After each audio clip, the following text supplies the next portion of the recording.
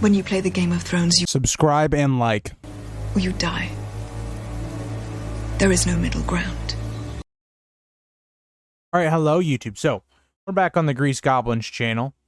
Today we're doing Cold Hands. This video again was brought to you by the comments, so if you would like me to talk about somebody, let me know.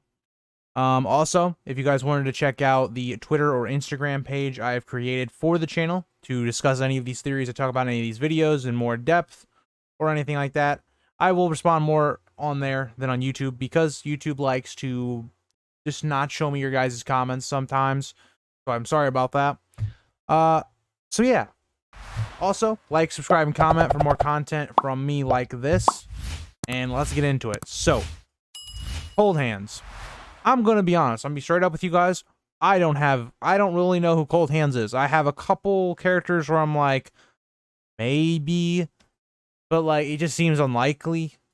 And I have an idea of where Cold Hands is going to do from this point in the books. But again, I don't know who Cold Hands is. That's the big mystery. I'm going to give you a couple options, and you guys can see what you think is the most likely, or tell me who you guys think it is. So I'm going to start with a few characters that I feel like we can just get right off the bat. So Will and Raymar Royce, which are the two of the Night's Watchmen that die in the first chapter of A Song of Ice and Fire. They're kind of just named because they're named characters that die north of the wall. The reason I don't think it's either one of them that can be Cold Hands is because they get turned into the zombies, basically. And we've never seen anybody, like, come back from that because Cold Hands is definitely a competent character that can think and talks and isn't a white, in my opinion. Maybe has some sort of white characteristics, but his eyes aren't blue. He's not brainless. It seems very odd unless this is a new power that we're going to learn in the future that, you know, Bloodraven or Bran, for that matter, can bring basically someone kind of back in something like a Cold Hand situation. I don't like that, though. I think it's kind of odd that would happen, but maybe. Could be them. It's been speculated that Dunk the Tall could be Cold Hands. I really dislike that one because Cold Hands is never described as being very tall, and it just doesn't fit. I mean, yes, he escorted Bloodraven to the wall, but there's never any indication that he took the black because Cold Hands. Basically, we're pretty sure he was a Night Watchman at some point because of the clothing he wears, and he also references Sam as a brother, which is kind of odd. So you would have to assume he was at one point part of the Night's Watch. So I think that rules him out. So next is, to me, I think the best answer, in my opinion, is that he's simply not actually a named character. That when Bloodraven came to the wall, right, this was off of him, you know, killing one of the Blackfire descendants, even though he promised safe conduct. If you guys would like to see a history video of that, I did that last week, I believe on Sunday.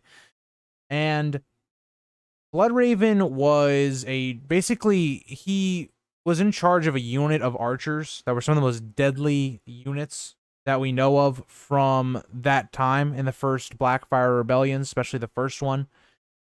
It could just be a random soldier that was following Bloodraven and decided to go with Bloodraven, so that he, you know, this archer or this person took the black with him and eventually became a ranger. And then we know from Bloodraven that he went missing, you know, about 13, I think it's 13 years into his reign as Lord Commander of the Night's Watch. So maybe he let a ranging out with some of these Night's Watch people. He took this, you know, archer or whatever soldier from his battalion, and this person, maybe their whole unit died. Besides this one guy that he brings back, that's really all I can think of that has any tie to the story. Benjen Stark was the character in the show. I think that was done more to simplify who Cold Hands was. In the books, it doesn't really make sense because we have Leaf who says this person's been dead a long time. So it doesn't add up because Benjen would only be dead for maybe 2 years at the point, or no, probably like a year and a half to 2 years maybe. So it's not a long time. Also, that was a running theory for a while that Benjen was Cold Hands, but basically George, in kind of like the original like transcript for, I believe it was Dance with Dragons, I'm not 100% sure on that. One of his editors wrote like implying that is this Benjen, and George responds with no, it is not. So pretty much Benjen's ruled out. We don't know what happened to Benjen. For the most part, Benjen's probably dead. Maybe hopefully we find out in the next book. But Cold Hands, for the most part, is unknown. There's not a lot of good theories for who Benjen is, or not Benjen, who Cold Hands is. Let me know if you've got this grand theory. I personally tried before I recorded this video to find a good hard answer, because me myself, I've never had a good answer for this question of who is Cold Hands. But going on in the story, I think what Cold Hands is going to be used as is maybe he comes back because the Blood Raven, maybe they get attacked at the tree and or cave, or some of our characters need help getting back to the wall, or just to provide information. I don't think Cold Hands is going to be a super huge impact in the story because he can't cross the wall. So once we stop going across the wall, his character basically will end. Once Bran gets across, I don't know why we'd ever have any other rangings to go north, because we're definitely not going to have some situation where we need to go get a zombie or a white to show Cersei like in the show.